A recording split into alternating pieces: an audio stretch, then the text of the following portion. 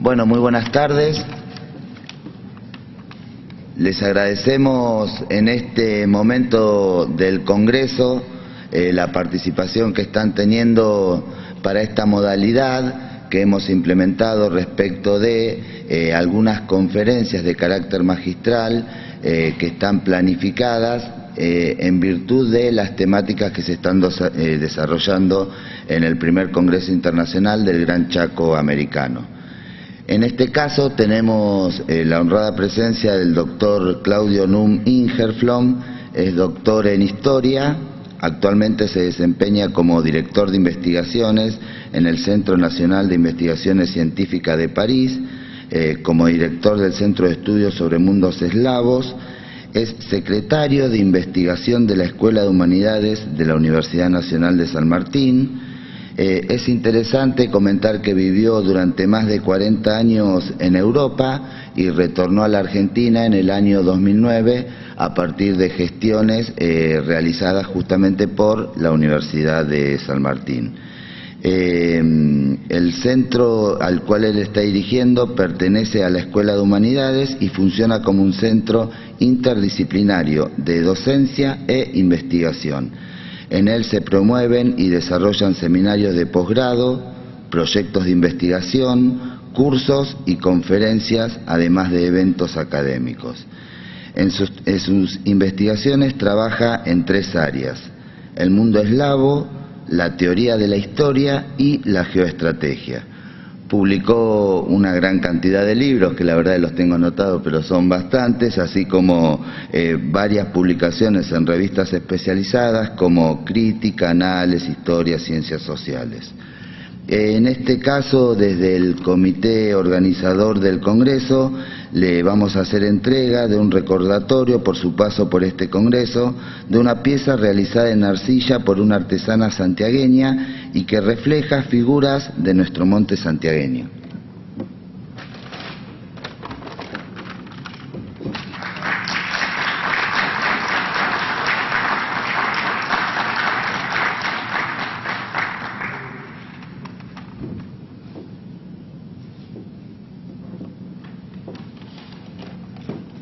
Bueno, los dejo en la palabra entonces y los saludamos al doctor Claudio Num Ingerflom. ¿Se escucha? ¿Sí? ¿Funciona esto? ¿Sí? Bueno, antes que nada, muchas gracias, Gastón, por el obsequio que figurará en buen lugar en mi casa. En primer lugar, un especial agradecimiento a los organizadores, particularmente a la Universidad Nacional de Santiago del Estero, a mi querida colega y amiga, la doctora Marisa Silvestre, artífice de esta invitación. Vamos a tratar de examinar cuál fue la función histórica del populismo y qué significa hoy el populismo. ¿El populismo es un síntoma de qué? Esa sería la pregunta.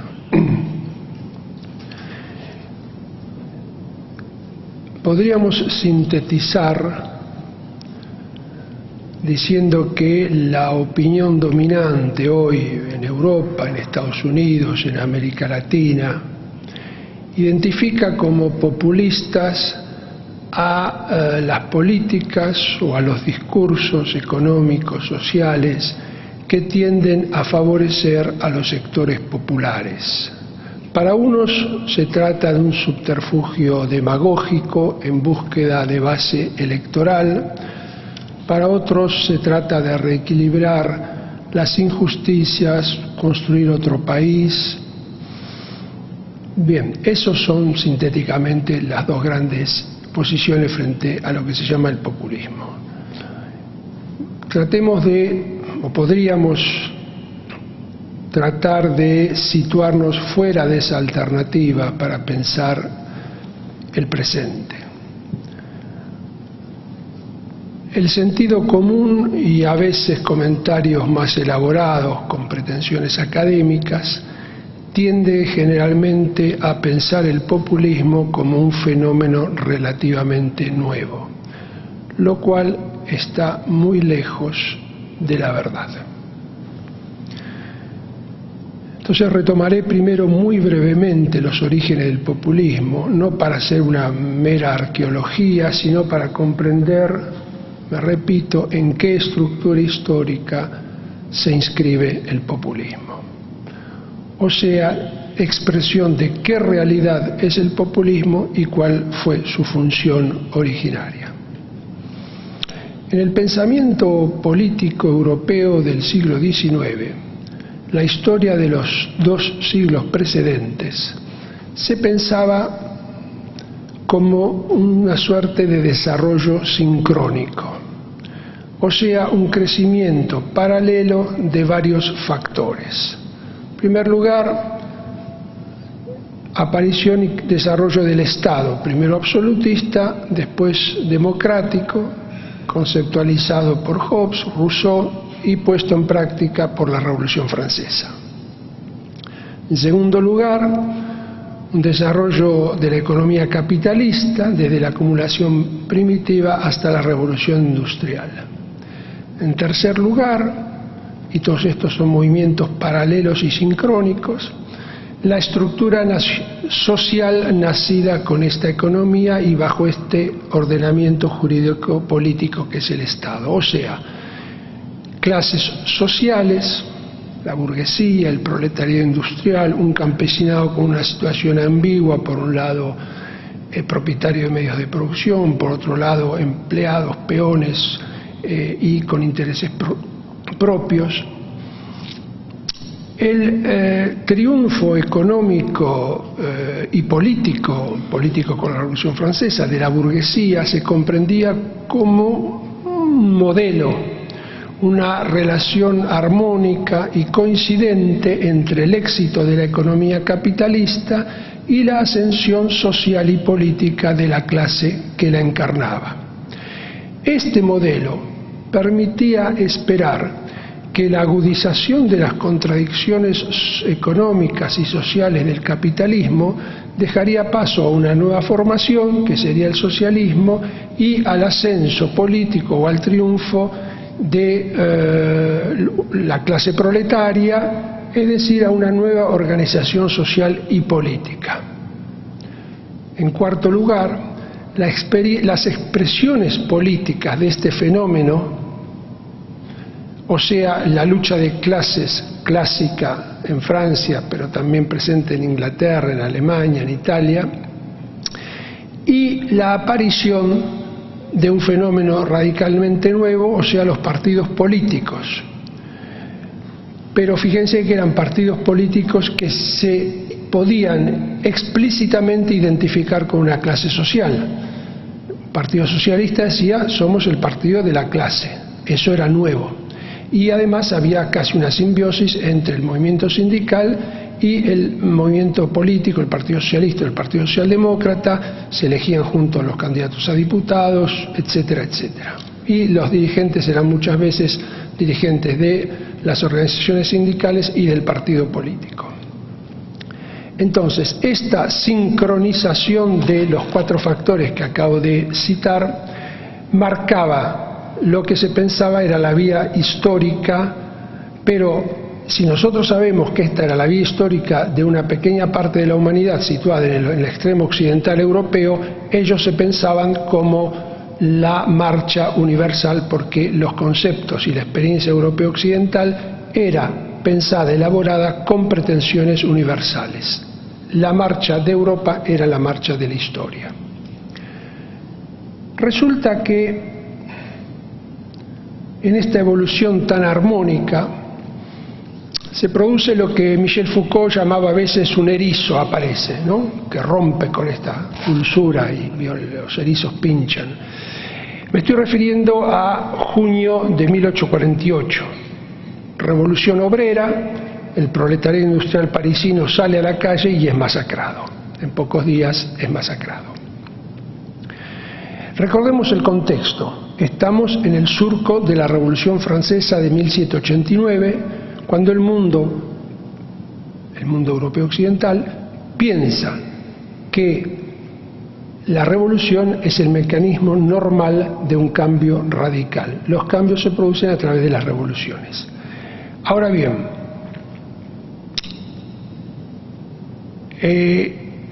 frente a esta derrota, desde la izquierda, es una forma de decir, digamos, desde los partidarios, desde aquellos que sentían simpatía por el proletariado, hay dos tipos de reacción. La primera se inscribe en la obra de Marx,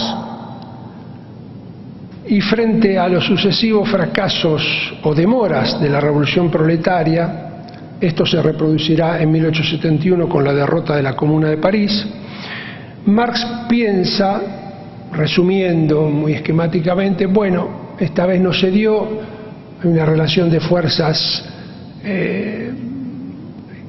que no fue buena para nosotros, para los obreros, faltaron aliados, la próxima será probablemente mejor, dentro de unos años volverá a producirse una situación revolucionaria y se intentará una nueva revolución.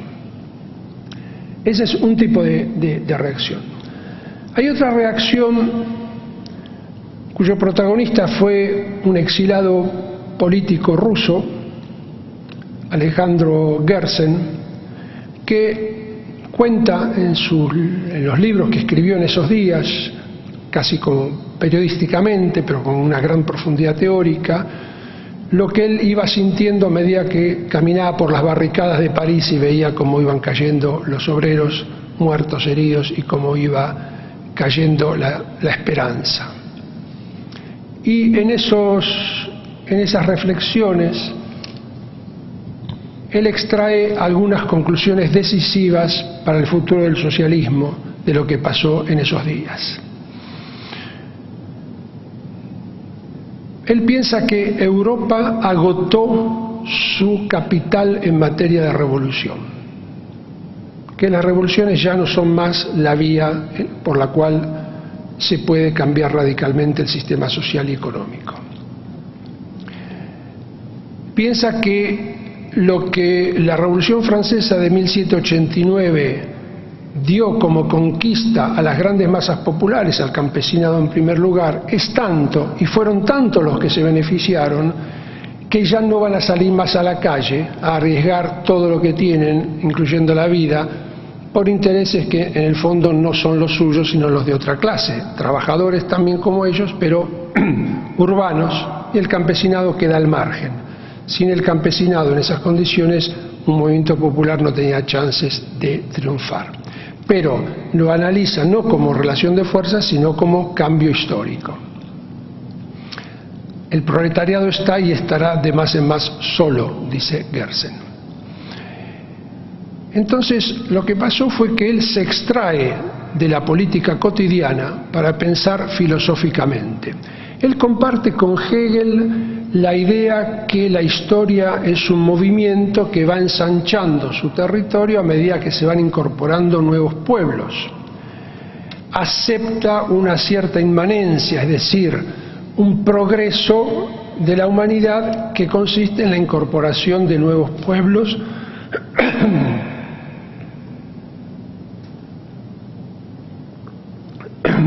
a la historia. Pero se distingue en un punto fundamental, crucial con respecto a Hegel. Gersen dice, el camino no está predeterminado. La historia no es una ópera, no hay libreto, no vamos a cantar, no se puede cantar lo que está escrito, son dos realidades diferentes. Y tiene una frase donde dice, no todos los fetos pueden llegar a ser seres humanos adultos.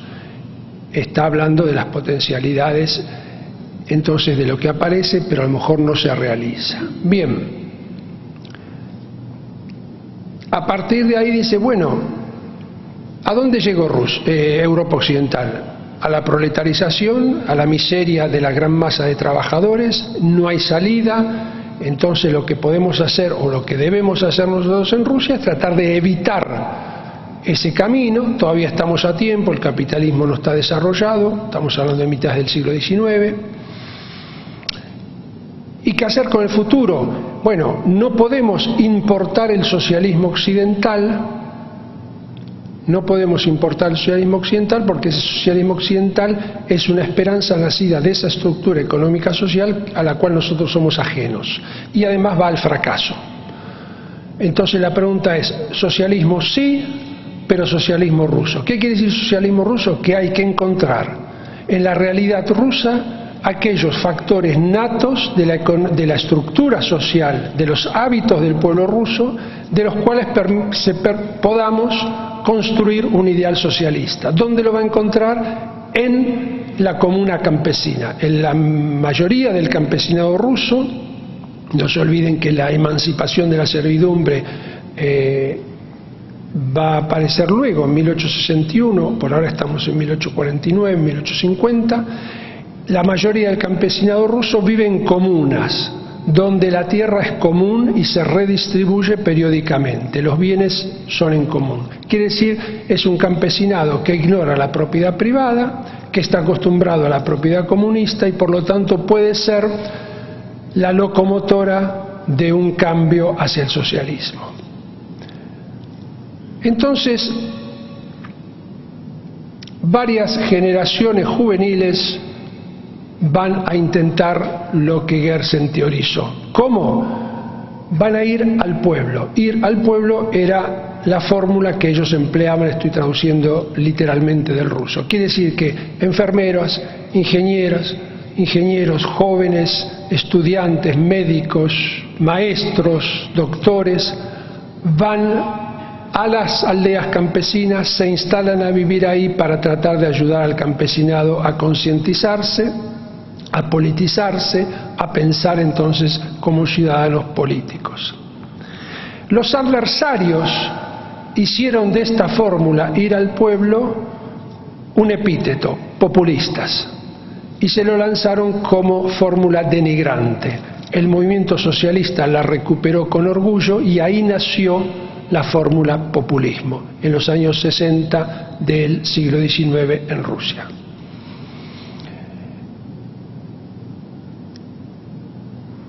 El leninismo más tarde conjugó el saber marxista sobre el capitalismo, porque ya el capitalismo a fin de siglo triunfa en Rusia, con la atención populista que se prestaba a las realidades nacionales. Por eso, de esta conjugación del conocimiento del capitalismo a través de la obra de Marx y de la preocupación por la realidad nacional, surge un nuevo tipo de partido político, el partido leninista, el partido bolchevique, que se diferencia por esta razón, por la presencia del componente populista, se diferencia radicalmente de los partidos marxistas de Europa Occidental. Ahora bien, para salir de Rusia y acercarnos ahora a dar un gran salto, que no es peligroso, y acercarnos a otras realidades y a otros tiempos, por ejemplo el nuestro, aquí en esta región de América Latina, me parece que lo que debemos observar paralelamente son menos los gestos circunstanciales de tal o tal movimiento, tal o tal partido, tal o tal dirigente, que las estructuras históricas que condicionan, que determinan y en las que surgen estos movimientos. Son ellas, las condiciones históricas, las estructuras históricas, las que fundamentan o no las condiciones de recurrencia posible de ciertos fenómenos. Frente a lo que llamamos, espere porque no tuve tiempo de imprimir, entonces estoy siguiendo la computadora. Frente a lo que llamamos desarrollo sincrónico, o sea, economía capitalista, Estado, partidos políticos, clases sociales en Occidente, desarrollados al mismo tiempo, imperaba en Rusia otra estructura fruto de otro camino histórico, que, vamos a resumirla, era, primero, autocracia antipolítica, o sea, el propósito del poder monárquico ruso, del zarismo, era impedir la política no solamente como acción, sino que la esfera de la política aparezca en la realidad. Poder despótico, dominación despótica. ¿Y cómo impedís que la política aparezca como esfera independiente? Refiriendo toda la legitimidad del poder político a alguien que está más allá. Por lo tanto, la legitimidad desciende verticalmente desde el más allá, no hace falta hacer política. Eso es el primer elemento. El segundo elemento es que no hay Estado en Rusia, a pesar de todo lo que ustedes han leído sobre el poder del Estado despótico, del Estado comunista después, etc. No hay Estado, quiere decir, no hay una forma política organizada como la que se llamó Estado. Hay otra forma de organización política, que es un régimen autocrático imponiendo una dominación vertical y clientelista, con una extrema personificación del poder, en la doble ausencia total de representación política. No hay cuerpos intermediarios, no hay sindicatos, no hay corporaciones, no hay asociaciones, no hay parlamentos, no hay nada de a lo que nosotros estamos acostumbrados en la historia occidental, y ausencia total del concepto de soberanía popular, porque la única soberanía viene de más allá. Entonces, esta dominación está fundada en la decisión divina transmitida directamente al zar. La Iglesia rusa no juega, como en Occidente europeo, un rol intermediario. La Iglesia católica es la que decidía durante muchos siglos si la acción del monarca era legítima o no. En Rusia el zar tiene el celular privado del otro desde arriba, se comunica directamente y dice: esto es lo que me dijo, y si la Iglesia quiere decir algo pierde la cabeza, y no hablo metafóricamente. Al mismo tiempo, la introducción del capitalismo, en lugar de cambiar, de reemplazar las formas antiguas de relación de producción, que es la tesis famosa de Marx, en Rusia el capitalismo refuerza las relaciones de producción precapitalistas. La introducción del dinero sirve para aumentar el poder de los señores terratenientes y de las relaciones de trabajo de tipo servil, aunque ya el campesinado fuese libre. Lo cual dificulta, por ejemplo, el campesinado no tiene derecho a salir de la comuna si la comuna no se pone de acuerdo. Pero si nosotros somos una comuna y el señor quiere irse, no lo vamos a dejar, porque nosotros pagamos al terrateniente y al gobierno un impuesto que sigue siendo el mismo. Si dejamos ir a la gente, lo que nos quedamos pagamos más impuestos, ¿sí? Estoy esquematizando, pero hay varias cláusulas de ese tipo. Entonces hay poco acceso de masas trabajadoras a la ciudad, menos desarrollo manufacturero, industrial después, y sobre todo las relaciones de tipo servil se trasladan también a la fábrica. Es decir, no hay un desarrollo libre del capitalismo y por lo tanto no hay un desarrollo libre de las clases sociales. En lugar de eso tenemos estamentos, como en el antiguo régimen, la nobleza, el clérigo, etcétera, jurídicamente definidos, cerrados. O sea, uno es lo que es por nacimiento, no por lo que hizo. Si uno es hijo de un campesino, seguirá siendo campesino, jurídicamente campesino. Si uno es noble, nacido noble, seguirá siendo noble, aunque se empobrezca. Y eso fue abolido recién en 1917. Por la revolución. Las relaciones de poder son estrictamente verticales, no se constituyen las clases sociales modernas, o sea, no se constituyen clases sociales con expresiones políticas propias. Si llamamos al camino occidental sincrónico, como ven, el modelo ruso aparece como asincrónico. O sea, en Rusia, espontáneamente, el capitalismo no generó los mismos resultados que en Europa occidental. No generó la aparición de clases sociales motores de la historia. No generó la lucha de clases. espontáneamente no la generó. Por eso el joven Lenin dice: en Rusia hay grupos económicos y sociales opresores y otros oprimidos, pero no hay lucha de clases.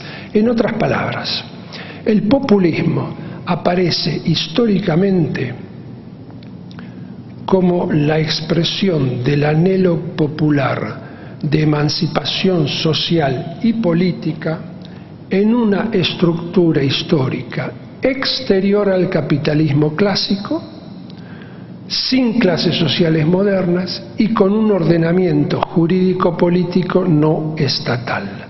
Esa es la estructura histórica que da nacimiento al populismo. Pregunta: ¿estamos nosotros hoy dentro de los marcos de ese capitalismo clásico, de esa época del triunfo absoluto del modelo del Estado nacional fundado en la soberanía popular? ¿Estamos viviendo nosotros hoy eso en Asia, en África, en América Latina? Con los desplazamientos estructurales del mundo del trabajo y de la economía desde más o menos fines de la Segunda Guerra Mundial, se fue diluyendo la clásica división entre una clase obrera compuesta en su inmensa mayoría por el proletariado industrial y una burguesía que posee los medios de producción. Eso que podía ser la contradicción mayor y única a veces en ciertas situaciones históricas y que englobaba a la inmensa mayoría de la población, ya no es tan claro, se fue diluyendo. Claro que nunca fue tan simple, pero la presencia fuerte de esos dos bloques, especialmente el proletario industrial, tuvo como corolario en Europa la constitución de esos partidos políticos de los cuales yo hablaba, se llamaban primero socialdemócratas y luego comunistas. Hoy no podemos dividir, como en la Francia o en la Alemania del siglo XIX, a los partidos políticos en proletarios y burgueses. Las cosas son más complejas. La mezcla de intereses económicos, sociales, políticos, como las expresiones de las minorías de todo tipo, se expresa en el hecho de que ningún partido político puede identificarse con una clase en abstracto, y además los ciudadanos podemos sentirnos identificados con distintas agrupaciones políticas en función de los distintos intereses que cada uno de nosotros tengamos. Una mujer puede sentirse identificada con partidos que ponen la defensa de los derechos de la mujer en primer lugar, pero puede no estar identificada con ese partido si sus intereses económicos no coinciden con la plataforma política de ese partido, para dar un ejemplo muy simple y claro. Y además, no los voy a sorprender si digo que cada vez más los ciudadanos se sienten menos identificados con los partidos políticos.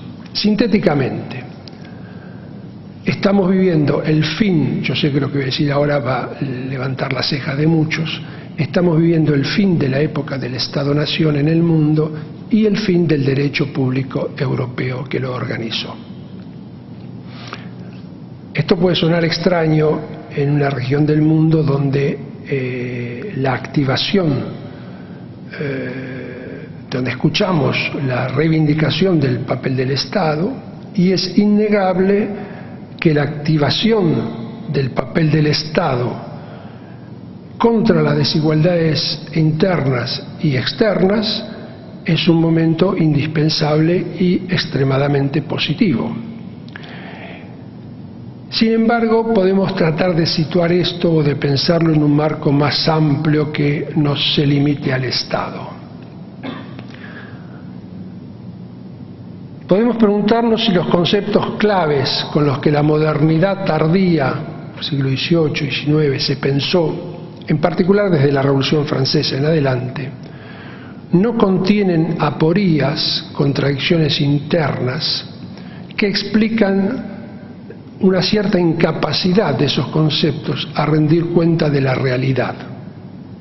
Podemos preguntarnos si esos conceptos, Estado, representación democrática, representación política democrática, democrática política, son hoy capaces de acompañar los procesos de emancipación. Por ejemplo, pensemos en el concepto de representación.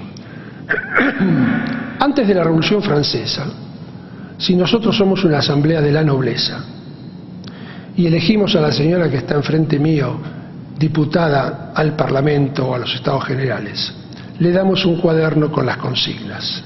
El mandato es vinculante.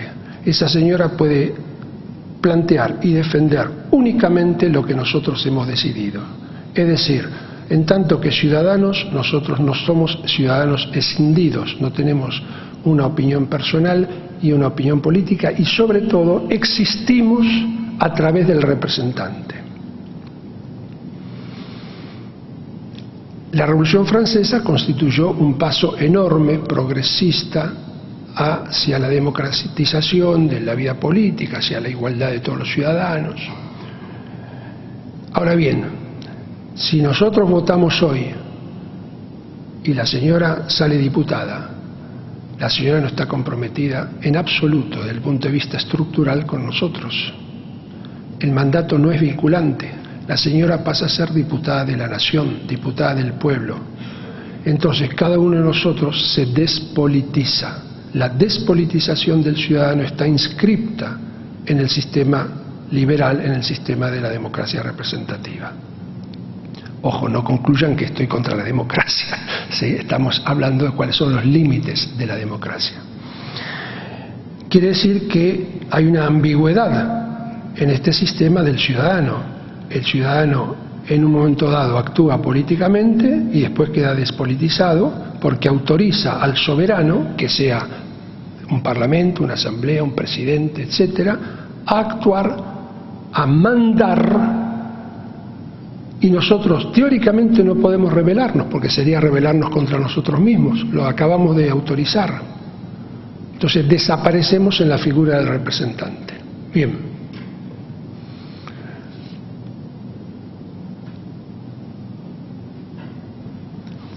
La pregunta entonces es, ¿cómo podemos asegurar que la representación política sea la representación de la heterogeneidad social, que ya no es la misma del siglo XIX, y cómo podemos hacer para que cada uno de nosotros no se despolitice, no desaparezca en la señora que va a estar en el Parlamento, o que va a gobernar, o que va a ser presidenta? Ninguna alusión, por favor.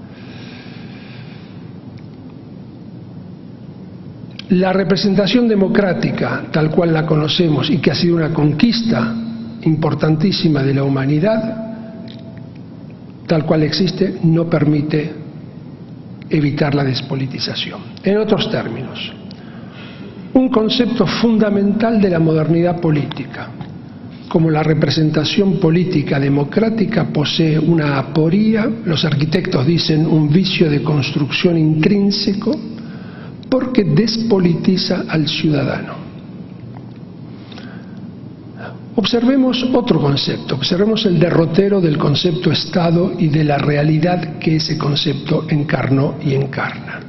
El principio de la legitimidad del Estado es la soberanía popular. A partir de Rousseau, las cosas están claras. Un Estado, su legitimidad es la soberanía popular. Bien, y la Revolución Francesa lo encarnó. Pongámonos de acuerdo. Puede parecer que esto, en mis palabras, que esto se dibuje como una evolución. No hay evolución. Todo lo que se consiguió en la modernidad política se consiguió contra el antiguo régimen, ¿sí?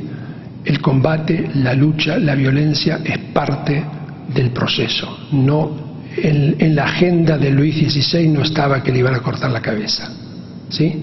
Entonces yo estoy contando una historia, pero no hagan de esta historia una evolución pacífica o muy dulce. No había seducción.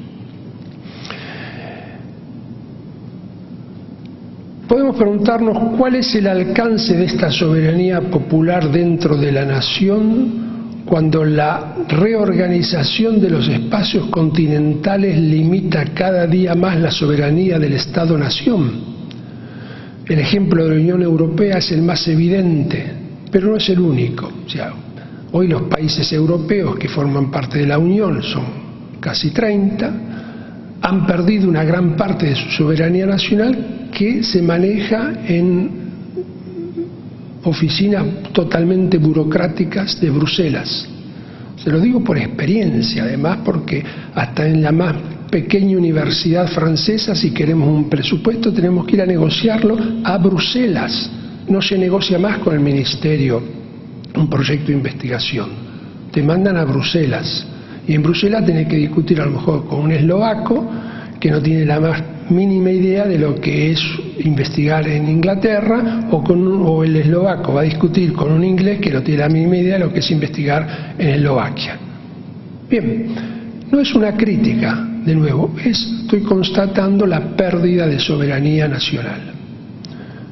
O, si pérdida tiene una connotación negativa, el traspaso de la soberanía nacional a instancias supranacionales. Pero no es el único caso. Cuando los dogmas religiosos constituyen los criterios que determinan la legitimación de un poder, es difícil pensar que se trata de la vigencia de un poder, de un ordenamiento político estatal basado en la legitimidad popular. Pensemos en Irán o en otros países de la región. La elección tiene un carácter formal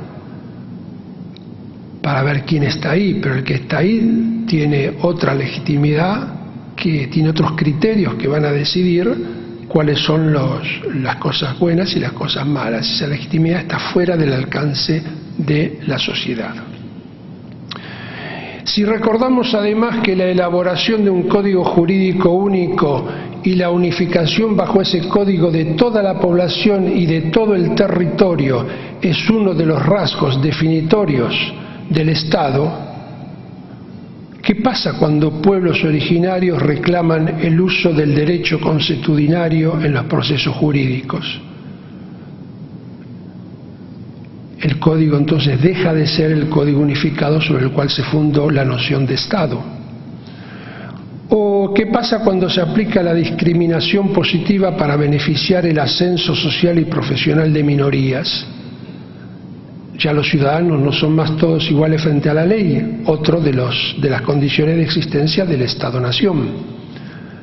Bien, antes de seguir y para no perder el hilo de la exposición, recordemos lo que observamos hasta ahora antes de pasar a las conclusiones. En primer lugar, el populismo surge y adquiere su razón de ser, su función política en una estructura histórica, económica, social, política, A, exterior al capitalismo clásico, y B, exterior al derecho público europeo, o sea, exterior a un ordenamiento jurídico-político estatal. En segundo lugar,